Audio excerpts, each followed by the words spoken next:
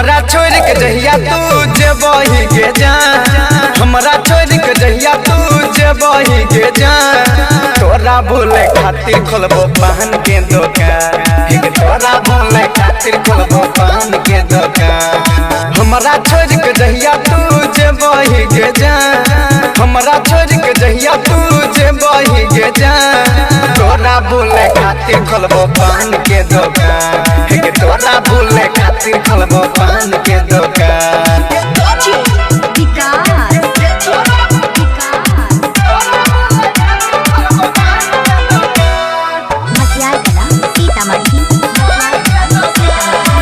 पान लटा के भैया सबके देबो, तोरा बारे में नहीं कनियो बतेबो, कनियो बतेबो।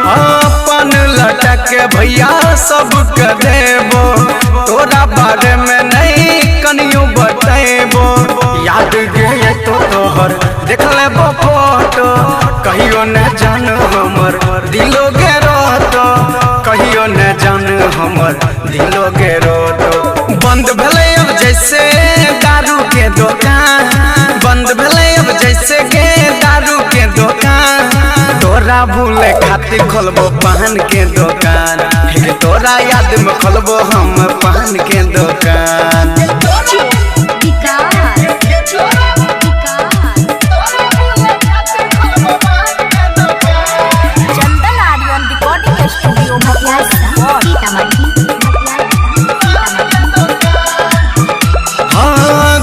राजा के तू छोड़ दे भी साथ गे, राइटर संजय से तू करे छी बात गे, हे गे गुड्डू राजा के तू छोड़ दे भी साथ गे, राइटर संजय से तू करे छी बात गे। चंदन आर्यन छियो तोर जान गे, जाय किशोर भैया में बसो परान गे, जाय किशोर भैया में बसो परान गे। पीबो गाजा भांग हम जेबो समोसा, पीबो गाजा भांग हम जेबो समोसा।